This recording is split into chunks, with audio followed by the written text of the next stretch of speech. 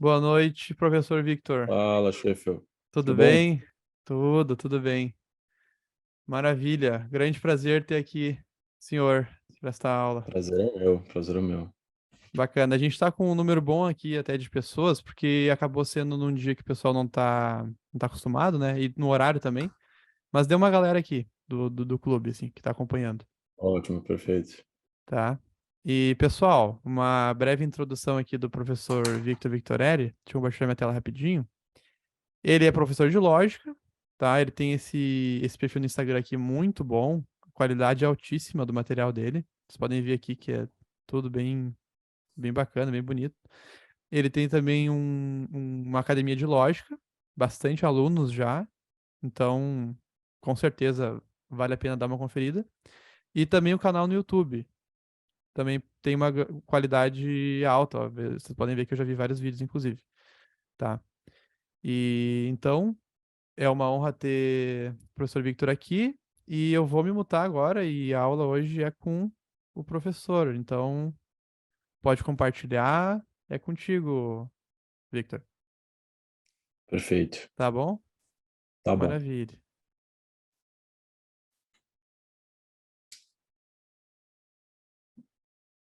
Bom, já posso começar assim mesmo? Pode começar. Com eu aqui em cima? Tá.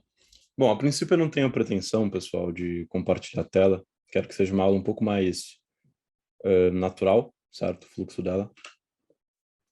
Mas, se for necessário, eu também estou aqui com o meu iPad certinho para a gente compartilhar, tá? Então, primeiro, é um grande prazer estar aqui, dessa aula para vocês, tá? Agradeço muito ao Sheffield pelo convite. Aprecio muito essa iniciativa dele, acho muito interessante essa ideia do clube de leitura. E então é isso. Hoje a ideia seria introduzir vocês às três operações do intelecto, ou três operações da razão, ou três operações da inteligência. Tá? Nos autores também você tem diversas distinções que podem ser feitas entre razão, intelecto e inteligência. Então é uma questão bastante disputada, certo? Mas vamos chamar aqui de operação do intelecto mesmo, uma questão de costume. E acho também que a palavra intelecto tem bastante relação etimologicamente com o que a gente quer dizer aqui, certo? Então, muito bem. Antes da gente entrar exatamente na questão do intelecto, eu estou me vendo aqui muito grande, isso está me incomodando profundamente. Eu vou até mudar de aba aqui. Certo. Então, antes de a gente entrar exatamente na questão do intelecto, vamos tentar pensar, enxergar o mundo como enxerga um animal, por exemplo. Tá? Então, um cachorro ou um gato. Um cachorro e um gato, eles vão sempre ter percepções sensíveis do mundo e a realidade deles vai se limitar estritamente a isso, certo? O mundo sensível, ele é um mundo intrinsecamente contingente, certo? E ele é um mundo singular. Então, tudo que acontece no mundo sensível é estritamente singular, certo? A partir do momento em que alguma coisa se torna sensível, ela se singulariza em alguma coisa.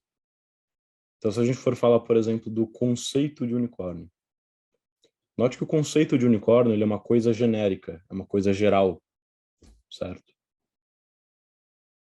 Se eu peço para vocês aqui desenharem, por exemplo, o conceito de unicórnio, vocês não vão conseguir desenhar o conceito de unicórnio, vocês conseguem desenhar um unicórnio singular, certo? Então você vai desenhar um unicórnio com um certo tamanho, com uma certa cor, um unicórnio branco, marrom. Sempre você vai trazer particularizações, singularizações desse unicórnio.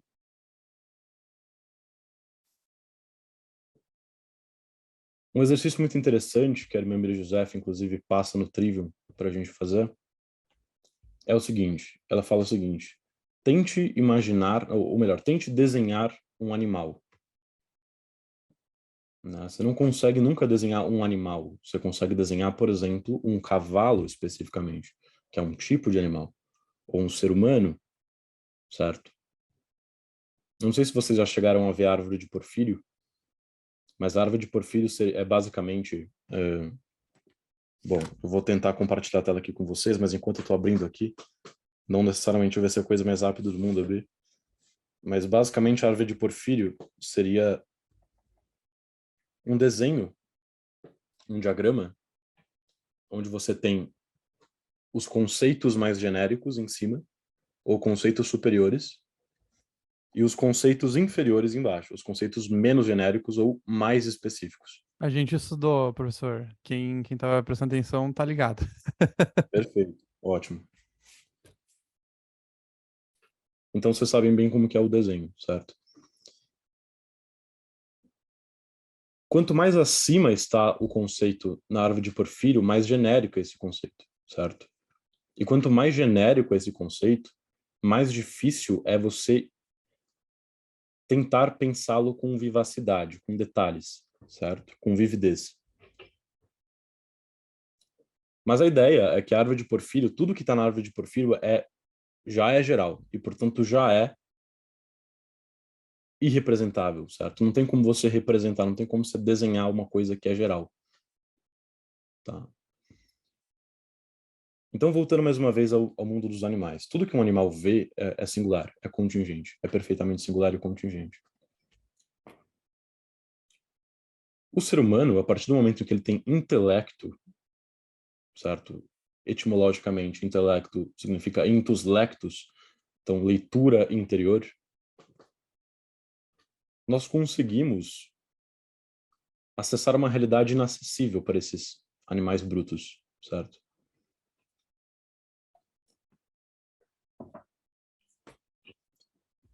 Então, quando nós estamos, por exemplo, andando na rua, eu vou naturalmente pensar aqui na minha rua. Então, eu estou caminhando e eu vejo grama, eu vejo árvores, eu vejo casas e vejo várias coisas. É automático para mim pensar nessas coisas, ver essas coisas por meio de conceitos. Tá? A própria capacidade que a gente tem de nomear os objetos já supõe esse trabalho intelectual que é da primeira operação. Uma criança já faz esse trabalho, certo? A partir do momento em que ela chama, sei lá, todo cachorro que ela vê, por mais diferente que seja a raça, de totó, ela já identificou que ali você tem uma essência comum que une todos esses animais numa mesma natureza. Então vamos tentar entender um pouco desse processo epistêmico pelo qual a gente chega até as essências, que é justamente a primeira operação do intelecto. Tá? Espero que esteja tudo bem com o áudio, eu nem perguntei, mas se tiver algum problema vocês podem me avisar. Tá? Ah, ótimo, vocês têm chat aqui, vocês conseguem falar comigo também. Então, primeiro nós temos esse nível da percepção sensível, da experiência sensível, empírica e assim por diante. Nessa primeira etapa, a gente forma o que seriam os perceptos.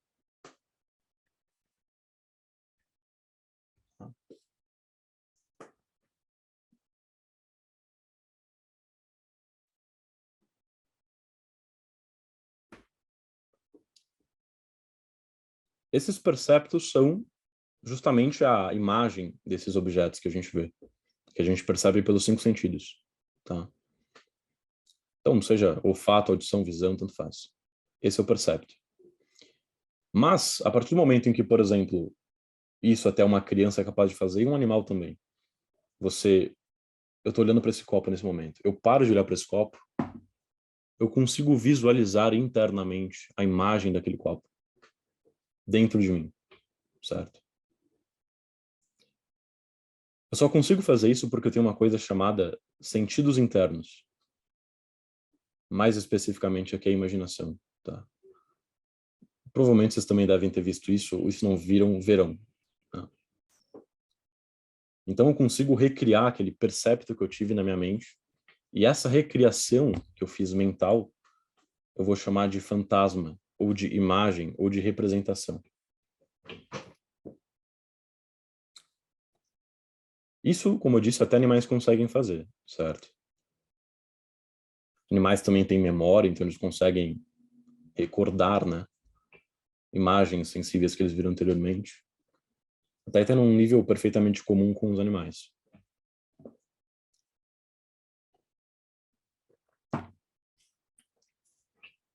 Só que o que a gente nota? Que esse fantasma, representação ou imagem, por mais simplificado que seja, ele ainda é singular.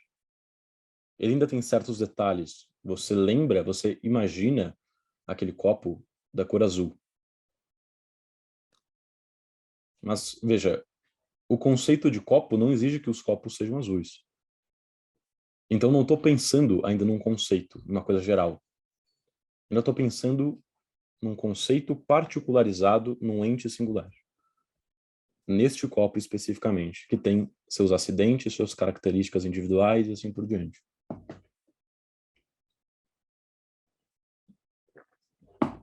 Daí que vem uma terceira etapa, que aí é onde o animal não consegue fazer e o humano é capaz de fazer. Que é justamente a primeira operação do intelecto, chamada de simples apreensão, apreensão dos incomplexos, concepção, intuição, abstração. E aqui, por uma questão didática, eu vou falar de abstração nesse primeiro momento. Por que abstração? Abstrair significa isolar, né? Separar. Então, por que se trata de uma abstração? Porque você vai, basicamente, desprover aquele objeto singular das suas singularidades e pensar naquilo que ele tem de genérico unicamente. Um copo tem um certo formato, tem certas características, tal.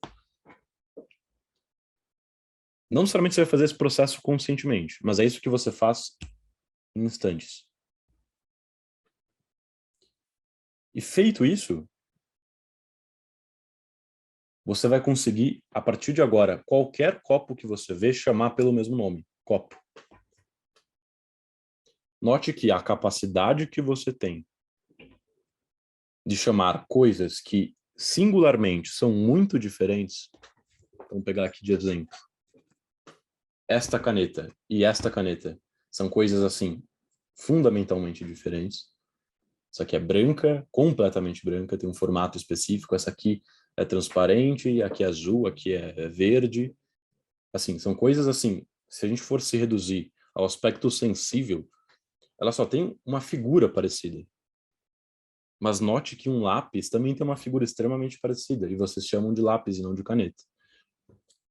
Então, a partir do momento em que você consegue chamar as coisas por certos nomes, isso já pressupõe esse trabalho intelectual anterior, mesmo que inconsciente.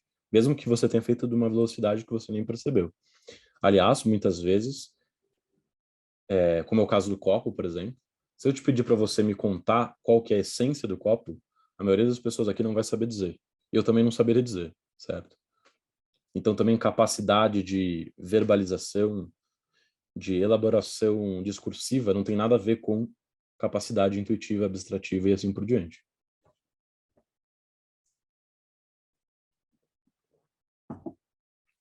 Certo?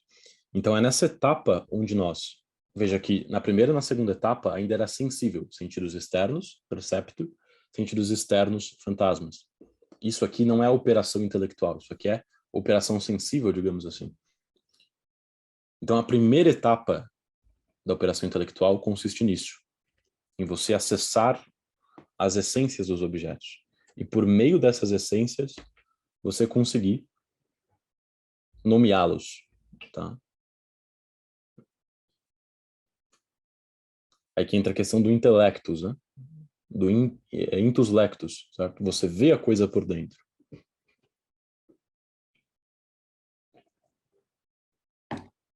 E uma coisa que é interessante, né? A gente nota com isso que um animal seria absolutamente, realmente incapaz de falar, não só porque ele não tem aparelho fonético para isso, porque um papagaio tem, ele ainda não consegue falar, mas porque ele não tem acesso a essa dimensão das coisas gerais. Para ele tudo é singular.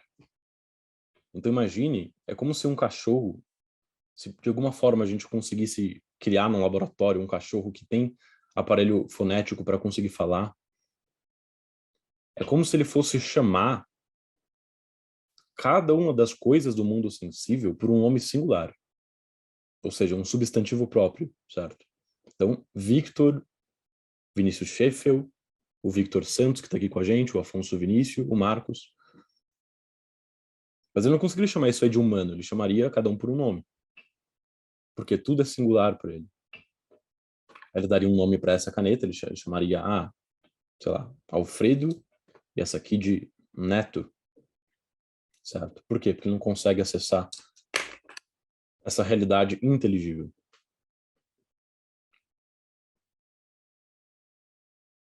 Tá certo?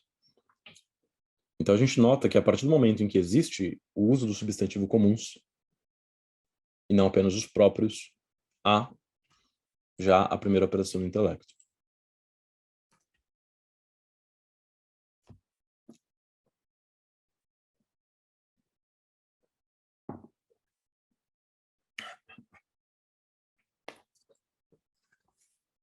Aprofundando um pouco mais na primeira operação, antes da gente passar para a segunda, eu vou tentar abrir aqui a lousa. Eu acho que de fato é mais didático para algumas coisas, né? Pelo menos.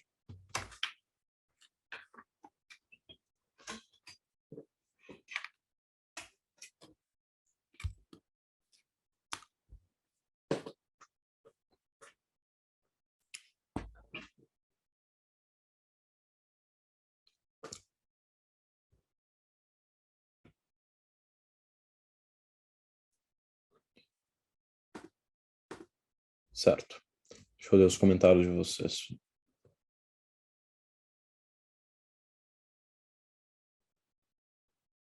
Se só o ser humano sabe diferenciar entre espécies, como uma gazela sabe que é para correr quando ela vê um leão, mas não quando ela vê um coelho. Bom, isso mais provavelmente tem relação com ou instintos ou estimativa, certo? Estimativa é a inteligência animal, né? Que é a capacidade que o animal tem de estimar, medindo as suas próprias capacidades físicas e as dos objetos pelas suas aparências, as possibilidades, certo? É a mesma faculdade pela qual um leão, se ele quer te comer do outro lado de uma fenda, ele não vai só andar reto e cair lá embaixo nessa fenda, certo? Se o leão, se os animais só tivessem o apetite concupiscível, pelo qual eles desejam as coisas, seria literalmente isso que ele faria. Ele veria uma coisa que ele deseja, que ele apetece, certo? Ele caminharia reto em direção a essa coisa para tentar pegar, mas ele tem uma outra coisa que chama estimativa, onde ele consegue estimar as suas possibilidades, ele consegue estimar, ele nota que se pela profundidade da fenda, se ele cair lá embaixo, ele morre, ou ele nunca mais consegue sair. E ele mede as forças dele, ele consegue estimar a força dele, se ele tem ou não a capacidade de pular esse buraco, certo? Então, o fato de uma gazela não correr de um coelho e correr de um leão tem provavelmente relação com a estimativa. Claro que a figura de um leão é muito mais amedrontadora para a gazela, ou instinto, certo? E a gente poderia falar, por exemplo, de um a priori dos animais, que eles teriam na estrutura interna deles uma repulsa natural a certas coisas, enfim. Tem diferentes formas de explicar isso, mas definitivamente não é por abstração de essências, certo?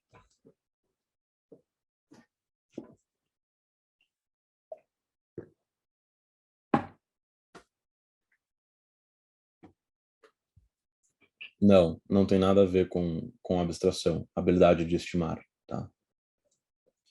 A estimativa tem a ver, digamos assim, comparativamente com o apetite concupiscível. O concupiscível é o eu quero, o eu não quero. A estimativa é o eu posso, o eu não posso. Ou eu consigo ou eu não consigo, certo? A gazela vê um leão, ela pensa, eu não consigo. Esse bicho é uma ameaça para mim. Agora, se aparecer um coelhinho puto com a gazela, ela vai ficar tranquila, certo? E uma evidência disso, de que não se trata de abstração, é o fato de que se você colocar uma gazela, vamos supor que você pegou uma gazela que ela nunca teve contato com um leão, nunca viu um leão na vida, uma gazela nova. Se você colocar um leão, ela vai correr. Então não se trata assim, ela viu, ela teve experiências anteriores, onde ela viu outros leões devorando gazelas e ela abstraiu a essência do leão e falou: leões são perigosos para minha espécie. Não é isso, certo?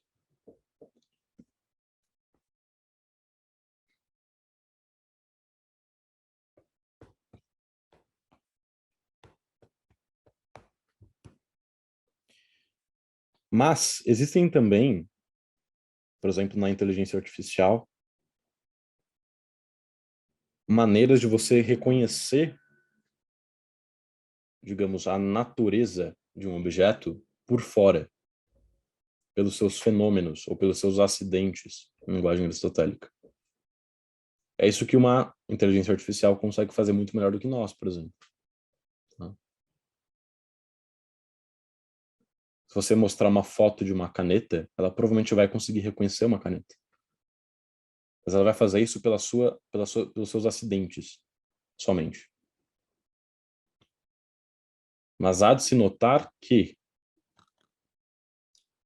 a respeito de alguns objetos, a essência deles reside na aparência, reside em como ele se apresenta aos sentidos. Por exemplo, o quadrado, ele tem como essência, ou pelo menos como propriedade, uma aparência específica. E, portanto, uma inteligência artificial conseguiria facilmente reconhecer que isso é um quadrado e chamaria de quadrado, chamaria por um substantivo comum. Não chamaria o quadrado de Jorge, sei lá.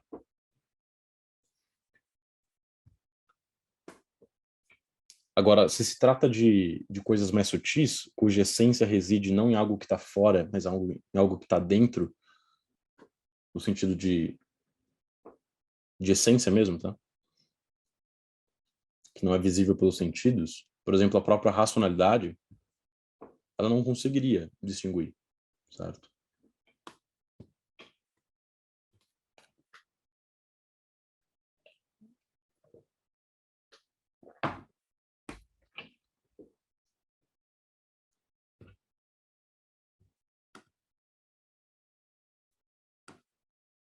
Então, que não se trata de negar a possibilidade de reconhecer objetos por meio de acidentes, tá?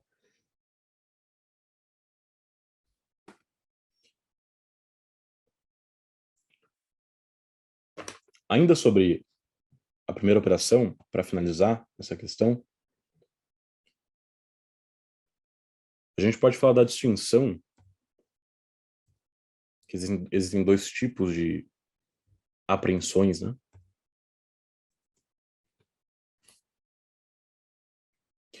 Que é a apreensão mediata e imediata. Essa apreensão que a gente estudou, ela é a apreensão mediata. Por quê? Porque eu tenho acesso a um fantasma e desse fantasma eu abstraio a essência, ou apreendo a essência. Tá? Eu falo fantasma e não, por exemplo, percepto, o objeto empírico, porque você consegue abstrair essências de objetos que não existem empiricamente. Por exemplo, um unicórnio. Você consegue imaginar o fantasma de um unicórnio, mesmo eles não existindo sensivelmente. Mas eu já vi o desenho de unicórnio. Então, de qualquer outra... Se eu criar um animal agora, eu acabei de conceber sei lá, um búfalo que tem cabeça de cavalo e tem rabo de cachorro e patas de coelho. Eu vou chamar ele, essa espécie de animal, sei lá, de qualquer nome aí, certo? Eu consigo Cabo Filho, muito bem. Exatamente. Então eu consigo imaginar, e é por meio dessa imaginação, dessa imagem que eu criei dele, que eu acesso a sua essência. Agora, existe também a apreensão imediata. Ou intuição imediata. Que é justamente a intuição dos primeiros princípios, certo?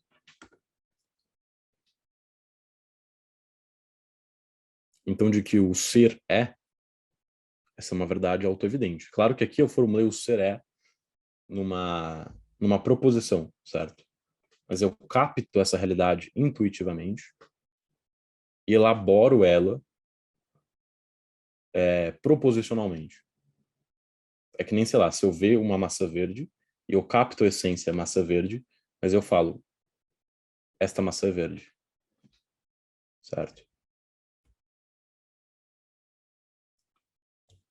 Então, os princípios primeiros, que eu também não sei se vocês já estudaram, mas princípio de não contradição, princípio de terceira exclusa, princípio de identidade e princípio de razão suficiente, e quaisquer outros princípios que se possa falar, eles são intuídos imediatamente, certo?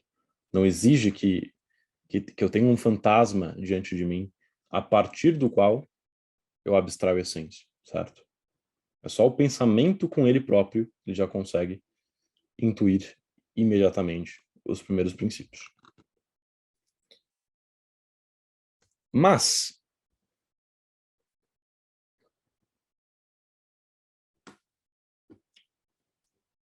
o meu trabalho intelectual que eu posso fazer não acaba aí.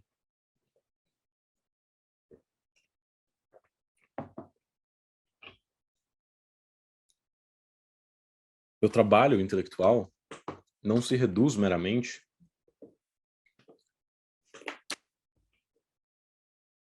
a aprender objetos simples, ou objetos ou entes enquanto unos. Eu posso, a respeito desses objetos, isso também é uma operação intelectual, asseverar uma relação deles com uma outra coisa.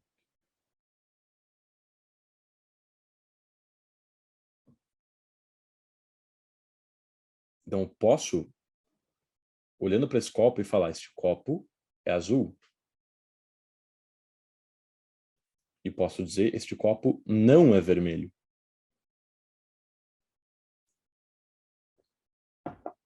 Então, eu assevero a relação entre um conceito que antes eu concebi, ou aprendi, ou intuí, com o predicado azul ou vermelho, eu estou asseverando uma determinada relação entre essas duas coisas. Asseverar aqui é a mesma coisa que afirmar. Eu estou afirmando uma relação entre este sujeito, copo, este objeto, esse predicado, perdão, azul.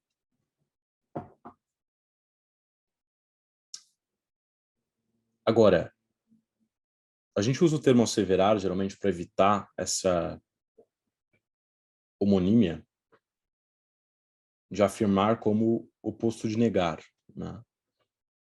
Então, asseverar é um termo que abrange tanto a afirmação quanto a negação nesse sentido. Por isso que a gente prefere, para evitar essa confusão. Então, se eu digo este copo não é azul, quer dizer, não é vermelho, eu estou asseverando uma relação desse copo com o vermelho, a saber, uma relação de divisão, de separação. Aí que entram, então, as proposições afirmativas, aquelas que asseveram uma relação de composição, e as proposições negativas, aquelas onde eu assevero uma relação de separação ou divisão, certo? A gente também pode usar os círculos de Euler para visualizar melhor isso.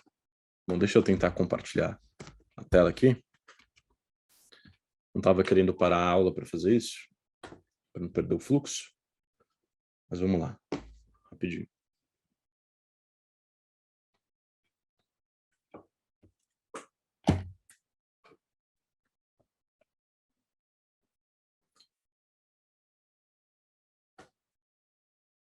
Bom, deixa eu ver.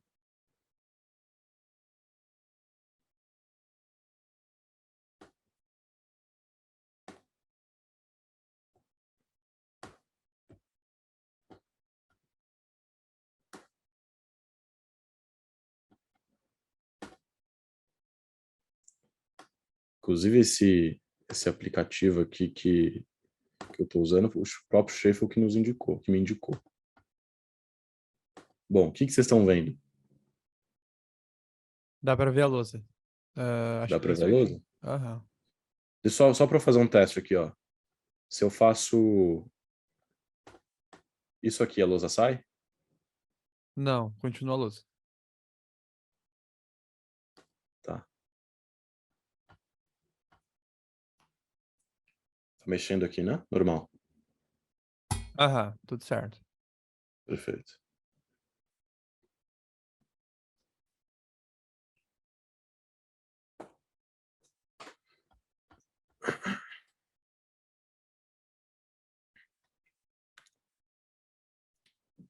Muito bem. Então, eu ia falando do círculo de Euler, certo? Eu posso chegar e dizer que este copo e azul se compõem de alguma forma.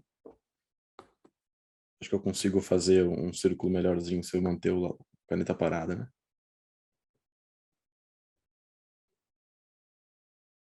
Não funcionou. Ah, tá.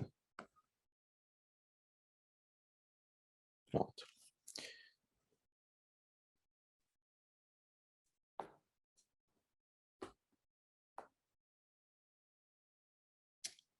Essa caneta tá dando umas falhadinhas. Olha lá.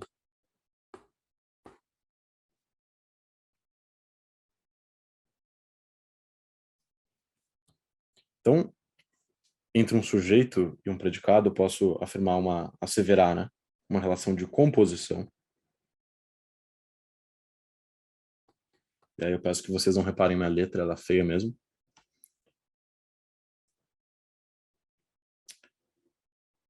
Ou de separação. Então, afirmo que a caneta, ou o copo, ou este copo especificamente, estão separados, certo? Estão divididos. Este copo não é azul. Temos aqui a divisão. Eu vou usar separação para evitar a confusão com o conceito de divisão, que é uma coisa que a gente também estuda na lógica, certo? E aí eu vou afirmar, então, seja a respeito de sujeitos singulares, este copo é azul, seja a respeito de conceitos mesmo.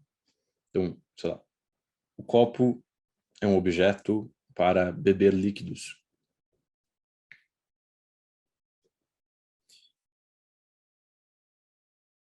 E assim se mantém essa relação. Agora,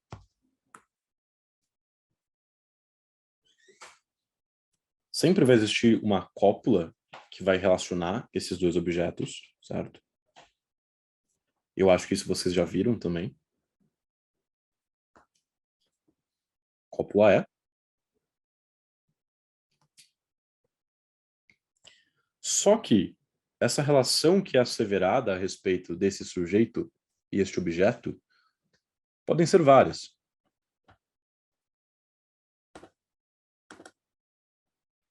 Você pode ter diversas relações.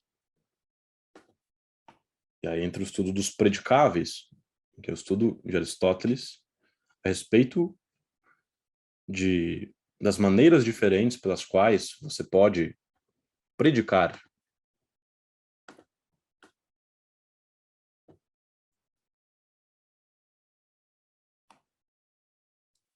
um predicado de um sujeito, né? Então a gente pode falar de pelo menos 5 predicáveis. Eu posso afirmar a respeito desse copo. Mais uma vez, eu peço para vocês sempre focarem aqui na câmera e não tanto na lousa, que a lousa é só para ilustrar mesmo. Tá? Então posso afirmar a respeito de copo que copo é um recipiente, por exemplo. Então eu estou predicando do copo um gênero.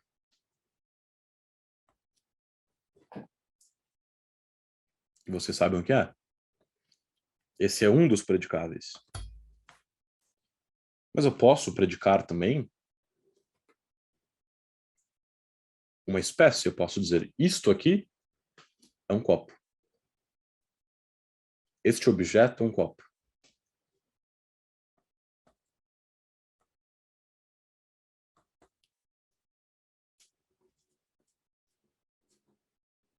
Posso predicar uma diferença.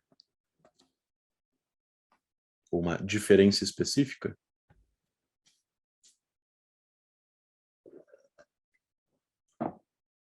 Ou uma essência específica, certo? E dizer, por exemplo, a respeito do homem, que ele é racional.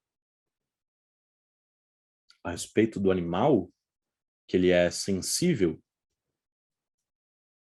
A respeito dos vegetais, que eles são insensíveis. Certo? Vamos colocar essência. E tudo isso aqui, todas essas formas de predicar, tem muita importância. Para a terceira operação do intelecto em particular. E esse tipo de distinção, por exemplo, que a lógica moderna não vai ter o cuidado de fazer. Ela vai simplesmente formalizar da mesma forma. Uma lógica proposicional, por exemplo, uma lógica de predicados. Lógica de predicados, melhor dizendo. Você vai simplesmente dizer, sei lá,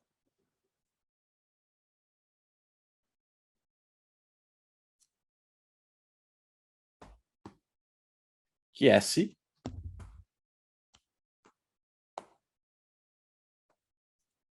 tem um certo predicado. E a notação é simplesmente essa. Você não tem uma distinção, uma preocupação de distinguir como esse predicado está sendo predicado desse sujeito. Certo? O que faz toda a diferença. Como eu posso até depois trazer mais especificações para vocês. Talvez na terceira operação. Eu posso predicar também algo como uma propriedade. Propriedade é aquilo que não é uma essência, mas decorre de uma essência. Então, por exemplo, o fato do homem rir é algo próprio do homem, é uma propriedade do homem. Por quê? Porque para você conseguir rir, você precisa ter inteligência. A inteligência é um requisito para o riso, certo? O riso ele é intrinsecamente intelectual, uma atividade intelectual. Sem intelecto não há riso. Ou mesmo linguagem articulada, como a gente citou anteriormente. Como eu disse, animais não conseguem ter uma linguagem articulada. Pela mesma razão, porque eles não têm a essência humana, que é a racionalidade. A intelectualidade, digamos assim.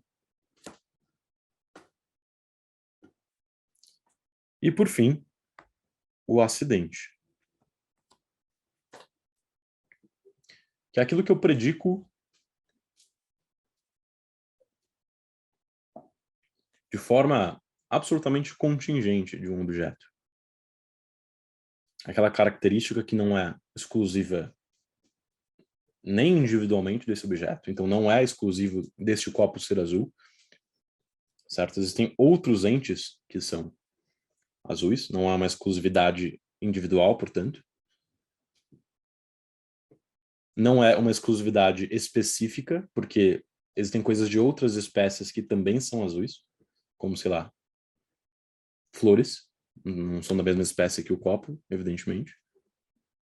E nem exclusividade genérica, existem coisas de outros gêneros, como as próprias plantas são de outros gêneros, certo? Que são azuis. Você afirmar a respeito de um sujeito uma desses predicáveis diferentes faz toda a diferença. Né? Você não ter noção dessa distinção é extremamente grave. Então, por exemplo, vou desenhar aqui um argumento.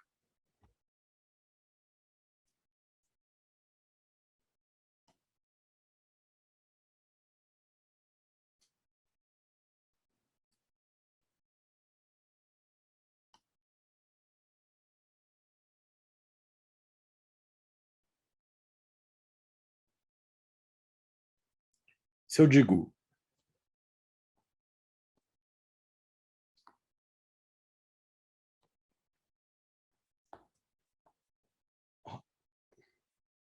o homem é racional,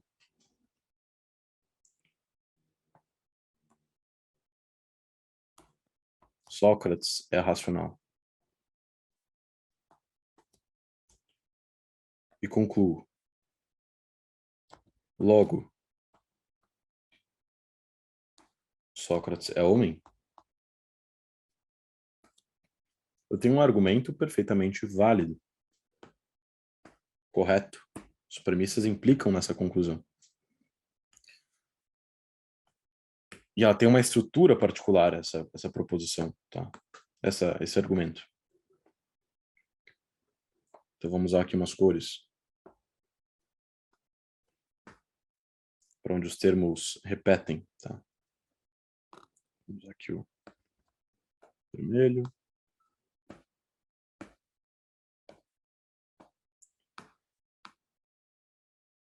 Como a gente vai ver daqui a pouquinho,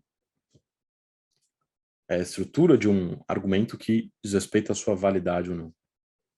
Só que se a gente replica essa mesma estrutura e, digamos, preenchemos esse raciocínio com uma matéria diferente, e dizemos, por exemplo,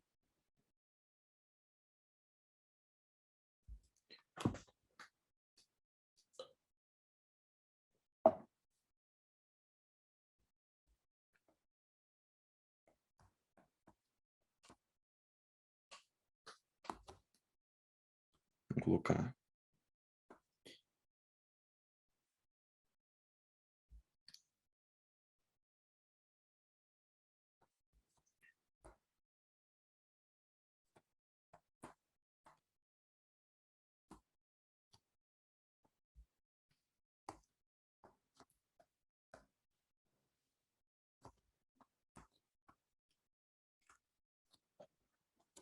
fazemos esse raciocínio aqui. Note que a estrutura é estritamente a mesma. E as duas premissas são verdadeiras. Tanto o leão quanto a gazela são animais. Mas, é correto que a gazela é leão? Naturalmente, não. Seria isso porque racional é próprio do homem? E animal não é exatamente próprio de gazela ou leão, é o gênero deles? É. A palavra, no caso, seria essencial do homem, né? A racionalidade é essencial do homem. É exclusiva do homem. Se você dissesse exclusivo em vez de próprio, estaria correto o raciocínio. Tá? Não Mas é próprio. basicamente é... Oi? Ia comentar que não é próprio porque aparecem outros seres que não são homens. O Diferente, que você... diferente de ser ridente, por exemplo, que só aparece no homem. Acho que ele disse que racionalidade, Sim, seria próprio. Não é próprio porque aparece em outros seres. perfeito.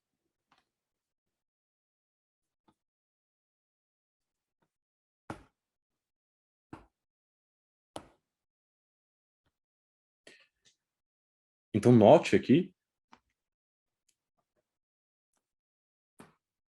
que a única distinção que pode ser feita em relação a esses argumentos é na forma como esses predicados estão sendo predicados esses sujeitos.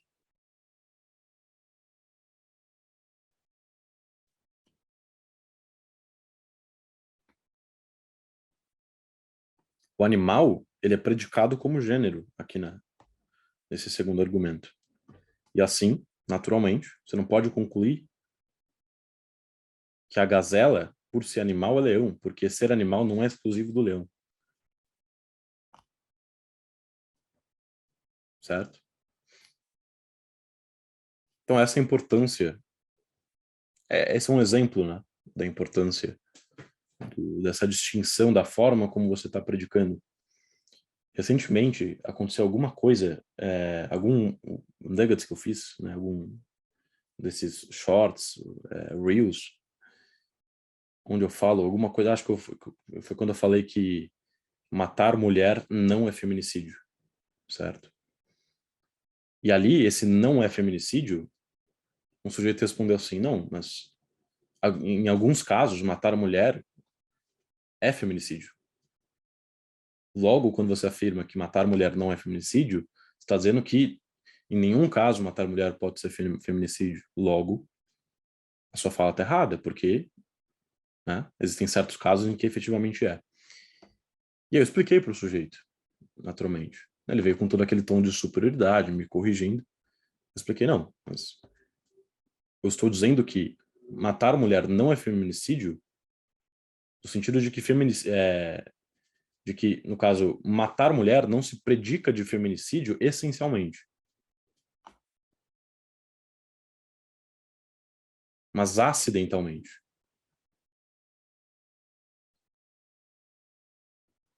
Se a gente fosse retraduzir essa minha afirmação de uma maneira mais explícita materialmente, a gente poderia dizer assim, em termos equivalentes, assim, nem todo assassinato de mulher é feminicídio.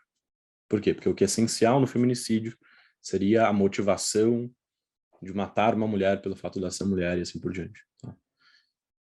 Mas um exemplo ilustrativo, certo? Bom, aproveitando que então que a gente entrou nesse exemplo de argumentos, e aí vem justamente a terceira operação do intelecto. Que é quando a gente combina esses produtos da nossa segunda operação, as proposições, justamente, e da combinação dessas proposições nós inferimos outras proposições. Então nós obtemos conhecimento novo a partir de uma bagagem de conhecimento anterior que a gente já tinha. Então é muito interessante essa operação. As pessoas às vezes olham ela muito no âmbito argumentativo, né? Nesse sentido mais social mesmo, de você construir um argumento para comunicar para outras pessoas e provar para os outros as suas ideias, enfim. Mas não se trata apenas disso, porque digamos que, vamos supor que seu conhecimento, você tem um conhecimento de 1000 proposições. Seu conhecimento se resume a 1000 proposições. Por você ser capaz de inferir, sem ter contato com nenhum fato contingente novo, e sem aprender de ninguém, você consegue, às vezes, transformar essas 1000 proposições que você tinha como conhecimento em 1500, por exemplo.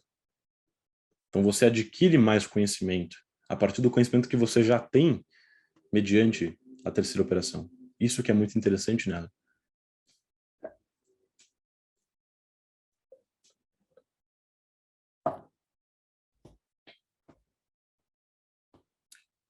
Então, essa terceira operação nada mais é do que isso. O processo pelo qual nós acessamos intelectualmente novos conhecimentos. Certo? E aí vão existir os tipos diferentes de inferências, né? Naturalmente. A dedução e a indução são as mais faladas. A dedução é aquela onde você vai do mais universal ao menos universal, certo? Ou seja, do que está mais acima, digamos, da árvore de Porfírio, do que está menos acima. E a indução seria justamente o processo, o movimento contrário, certo?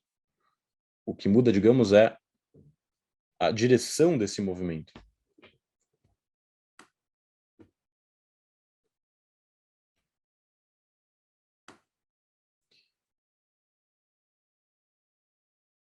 Eu acabei de ver aqui que vocês estão discutindo nas premissas, nos comentários, a ideia, o Sheffield aqui, quando ele fala que o anjo é racional, eu acho que ele usa racional num sentido mais lato que eu uso.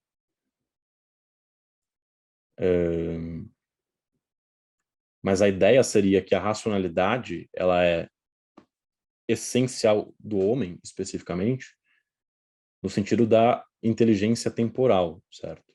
Enquanto que a do anjo seria uma inteligência intuitiva. Então, o anjo seria intuitivo. Mas é nesse sentido especificamente. É uma distinção, portanto, terminológica, né? Mas nesse sentido específico de racionalidade, no sentido de inteligência temporal, esse tipo de racionalidade seria a essencial do homem. Certo? Só lembrando que o anjo não estaria no gênero animal, né? Ele não tem corpo. E o gênero generalíssimo ali do animal, depois da substância, é o corpo. Então o anjo não entra aí. Por isso não teria problema em dizer que ele é racional para o raciocínio em si. Por não estar no mesmo gênero, né? Racional ainda é a diferença específica do homem. Porque divide o gênero. Só um disclaimer. Mas a ideia de que o anjo é racional também influi no fato que ele pecou, né? O anjo pode pecar, então ele tem vontade, esse tipo de coisa. Mas já estaríamos indo para São Tomás de Aquino aqui, não precisamos entrar nesse mérito. A temporalidade do anjo é distinta do homem, né? A questão da eviternidade. Mas, enfim, sigamos. Voltando às inferências, então. Deixa eu ver se vocês colocaram alguma pergunta.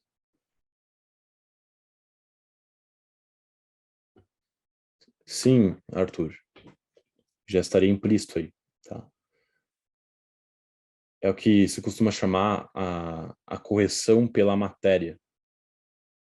Né? Então, se você olha para a matéria da proposição, você percebe que racional está sendo predicado ali, naquele caso, como essência, ou como diferença específica, certo? Se na lógica moderna eles não fazem diferença entre predicados, como que eles lidariam com essas dois diferentes raciocínios aí que tem a mesma estrutura, cada termo está no mesmo lugar, só que a diferença está em como se predicam as coisas?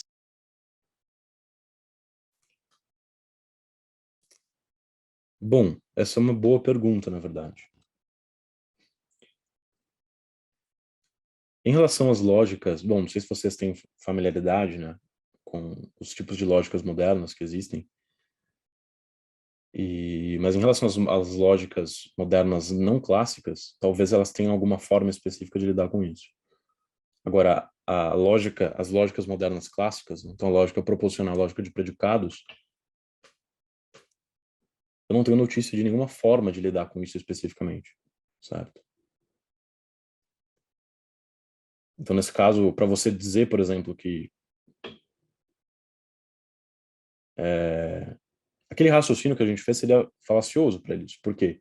Porque para você dizer que o homem é racional e dizer que Sócrates é racional e poder tirar aquela conclusão, você precisaria especificar que você se refere a todo homem é racional e tudo que não é homem não é racional.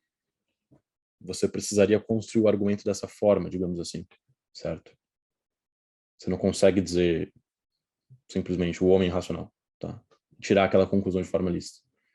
Então é uma maneira um pouco mais extensa de lidar com esse tipo de proposição.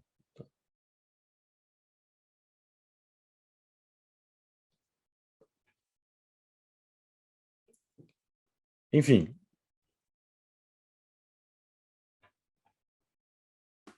Bom, qualquer coisa que vocês tiverem de dúvida pode perguntar, tá, Vitor? Eu não sei exatamente o que você não entendeu, mas fique à vontade, tá?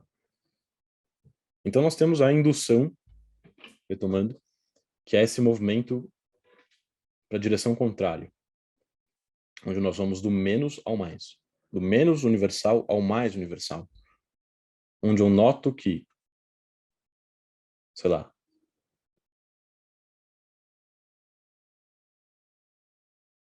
eu vi 50 pessoas que votaram no Lula, eu infiro, dentro de uma amostragem, eu infiro que a maioria da população vai votar no Lula. Então, sei lá, eu entrevisto 100 pessoas e dessas 100, 60 vão votar no Lula, numa amostragem representativa, tal, tudo mais. Então, eu infiro que 60% da população vai votar no Lula e, portanto, ele está em vantagem nessas eleições? Seria uma indução. Eu fui de menos informações, ou seja, eu sabia a respeito do voto de 100 pessoas. E aí eu inferi a respeito de toda a população brasileira. Isso é uma indução. Naturalmente, é um movimento menos certo do que a dedução. É como se existisse um esforço. A gente pode comparar mesmo com você dar um pulo e você cair. O que é mais fácil? Você pular, ou seja, se lutar contra a gravidade, ou você cair simplesmente? Certo? Muito mais fácil você cair. Então a dedução é um movimento certo, preciso. E se as premissas são verdadeiras, você pode ter certeza que a conclusão é verdadeira. Na indução já não é assim. Já não há essa segurança na inferência, tanto quanto há na dedução, certo? Só que essa certeza da veracidade da conclusão, ela é estrutural, não factual, né, necessariamente. Exato, exatamente. Porque ela é uma certeza que é subordinada à certeza que você tem das premissas, certo? Se tiver certeza absoluta das duas premissas, com um silogismo, você pode ter certeza absoluta da conclusão. Daí que vem a ideia de silogismo apodítico, que é quando você tem duas premissas que são necessárias, onde você pode ter certeza dessas premissas, e esse também pode ter certeza por consequência na conclusão, da conclusão, certo?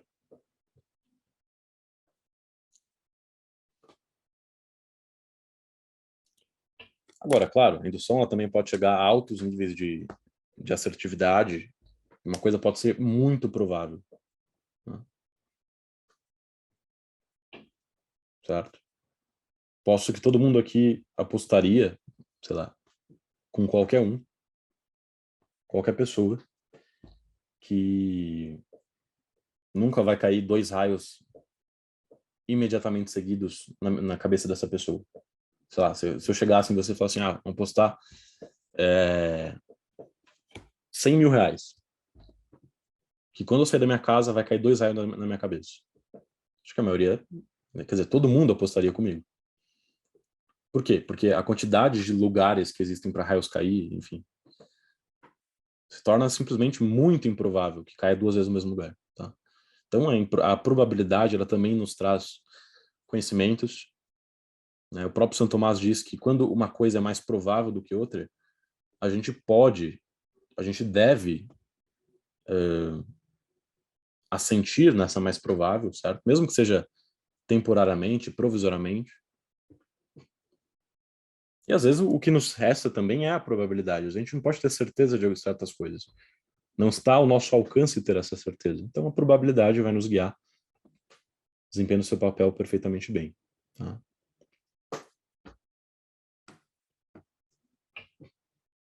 E aí tem a indução completa, que é justamente essa que eu mencionei, e também teria a indução incompleta, segundo alguns autores. Eles se referem, por exemplo, à inferência analógica, o raciocínio analógico, como uma espécie de indução incompleta. O que seria o raciocínio analógico? É quando você diz, por exemplo, que a vacina funcionou neste macaco, este macaco é geneticamente semelhante ao ser humano, logo essa vacina vai funcionar no ser humano.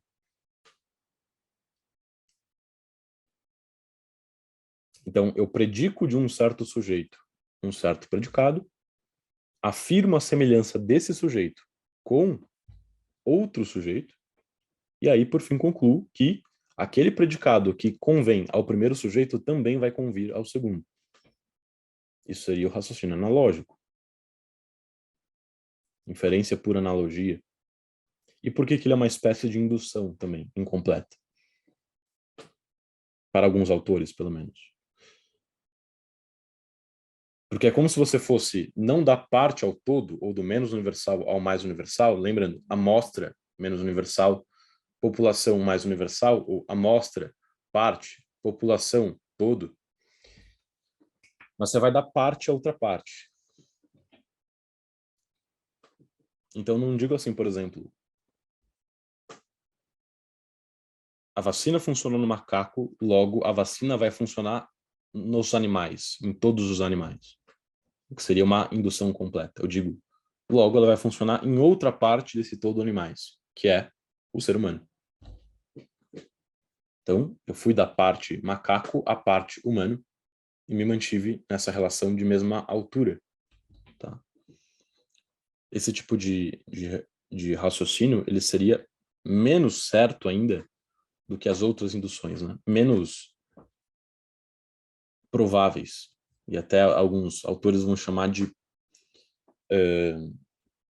plausíveis, né? Então, eles vão distinguir a indução completa como a que produz conclusões prováveis, da indução incompleta como a que produz conclusões plausíveis.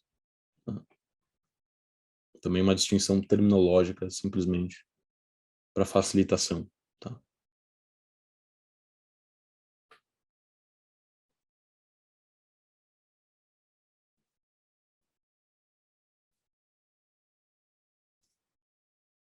Então, é basicamente isso que eu gostaria de trazer para vocês hoje. Tá? Acho que deu para elucidar bem essas três operações, trazer exemplos concretos. E acho muito importante, né, essa busca por se manter atrelado à realidade concreta. A gente nunca se perder muito em conceitos abstratos. Tentar sempre voltar para esse chão sólido da realidade, que a gente tem contato todo dia, para as coisas ganharem em vivacidade, ganharem em, como posso dizer, utilidade também, né? Como diz o Sortilhanges, toda a verdade é prática, né? O nome da terceira operação é raciocínio, tá? A segunda operação é o juízo. E a primeira operação é a concepção, ou simples apreensão, ou enfim, todos aqueles nomes que eu já falei.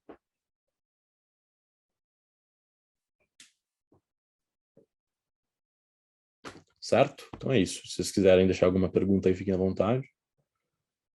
Maravilha. Pessoal, ficaram com alguma pergunta?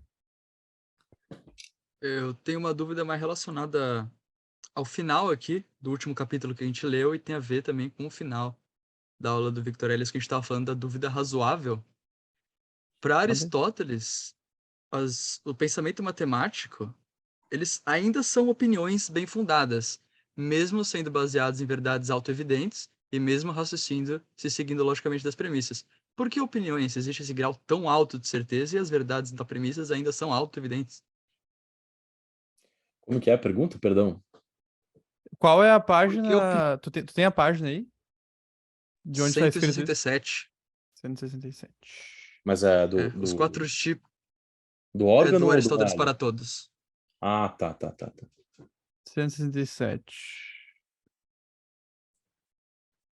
Se eu puder Aqui, ó, as formular por opiniões bem escrito, fundadas do pensamento matemático.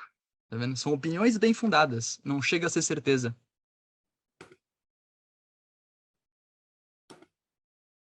Por que é isso? tá, deixa eu ver se eu entendi. Você quer saber por que esse raciocínio matemático ele Onde está teria, o grau de incerteza? É. ele partiria de verdades autoevidentes? Ele seria dedutivo ou não? Eu presumo que sim, né? Não sou um matemático, mas eu Não, acho eu que acho o raciocínio que matemático. esse é o ponto. Eu acho que esse é o ponto, tá? Bom, não tenho acesso ao livro aí agora, não consigo ver também exatamente, se o Schaeffer puder corrigir, mas se a gente está falando de partir de verdades autoevidentes e chegar a conclusões incertas, eu acredito que ele está falando de indução.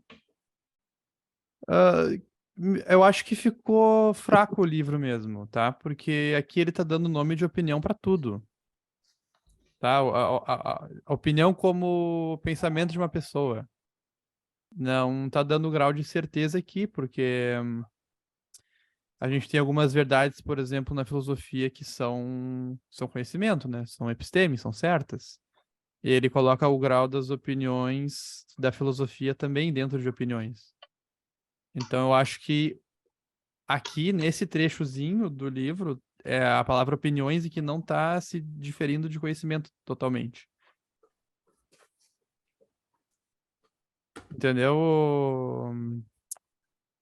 Foi o Barjas que perguntou? Eu acho. Eu acho que eu entendi. Porque, olha só, Eu... ele tá dando 4 tipos, né? Ele tá dando 4 tipos. Ele tá dizendo que todos os 4 tipos são opiniões. Então, acho que com a aula do professor Victor, dá pra gente entender que a gente poderia. Me corrija se eu tô errado, professor. Se eu parto de verdades autoevidentes, de princípios primeiros, por exemplo, e eu,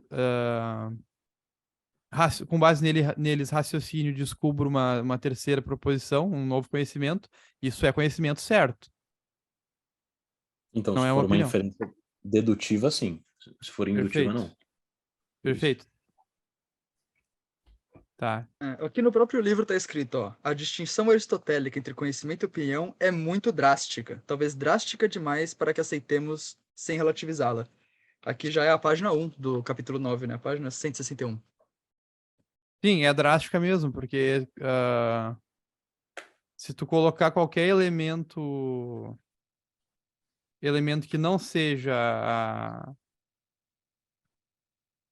o que se segue de um raciocínio a partir de verdades autoevidentes, tu vai ter um elemento opinativo aí.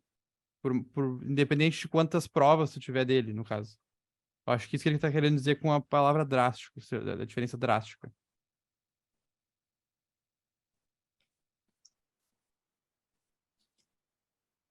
É uma diferença, em suma, qualitativa, né? Você tem ter opinião, não é você, tipo, você ter uma certeza não é você ter um conjunto de evidências que tornam algo muito provável.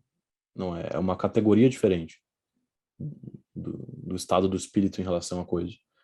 Então, de fato, é drástico. O chefe, dá uma olhada no último parágrafo desse capítulo para ver se não ajuda a elucidar um pouco. Deixa eu ver aqui. Todos esses 4 tipos são opiniões no sentido de que nunca estão estabelecidos por razões e provas a ponto de não poderem serem falseados ou corrigidos por novos pensamentos ou por novas observações. Pronto. Contudo, todos os 4 são também conhecimento no sentido de que, num dado momento, tem o peso das provas a seu favor e os argumentos em que se baseiam permanecem inquestionados. Tá meio relativo esse finzinho aqui desse capítulo. Tá? É uma interpretação mais branda que ele dá.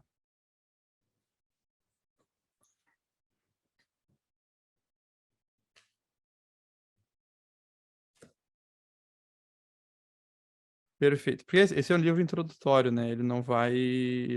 Não dá essa profundidade que a gente viu hoje, por exemplo. Mas deu pra pegar a ideia, Barjas? Deu sim.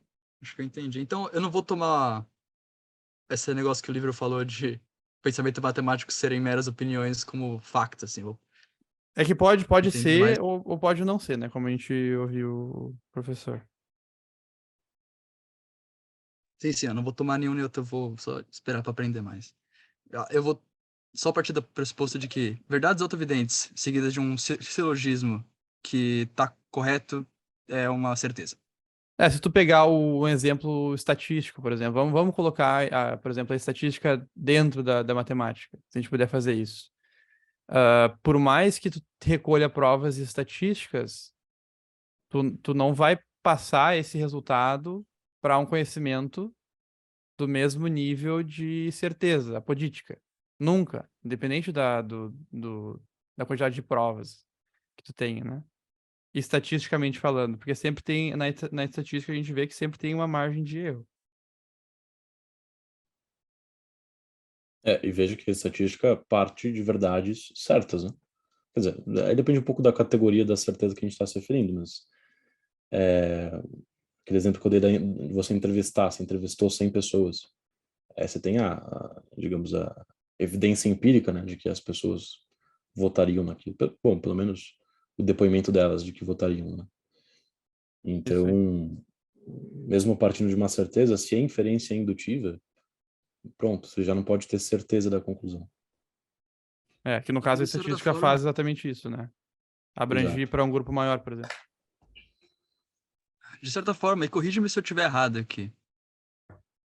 o pensamento estatístico, ele é matemático, correto? E quando você vai fazer um estudo estatístico a respeito de alguma coisa, você tem certeza, por exemplo, da proporção pelo qual as coisas são prováveis e improváveis, mas você não tem certeza se vai acontecer ou não. É isso? Porque o pensamento matemático em si, tipo, você chega num número, esse número tá certo, eu tenho certeza de que é esse número mesmo. Esse tanto é provável. Só que eu não sei se vai acontecer ou não o que eu tô achando que é provável ou não. Entendeu? Eu acho que tu vai ter certeza da probabilidade com base na amostra que tu tem, né? Por exemplo, o número de amostragem é 100. 30 falaram sim, 70 falaram não. Então tu tem uma proporçãozinha certa aí.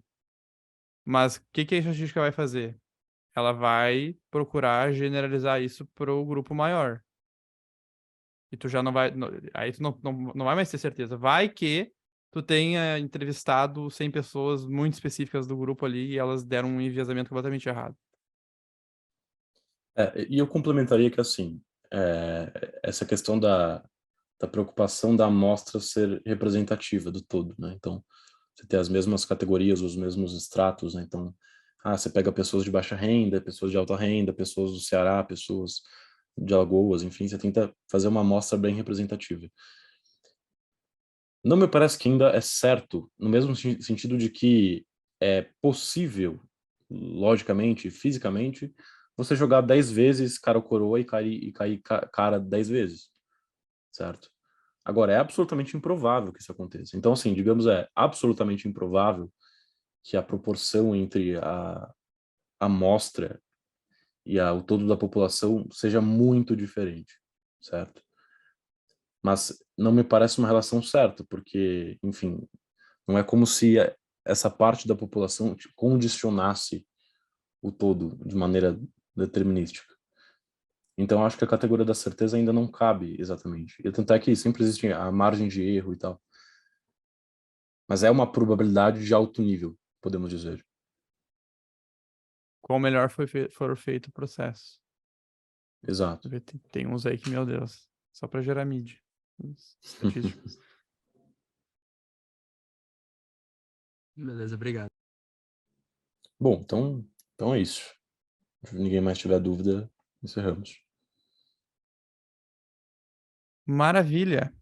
Então, agradeço mais uma vez. Professor, baita aula. Vai ser muito bacana ter essa aula aí na plataforma ali. Aula de peso.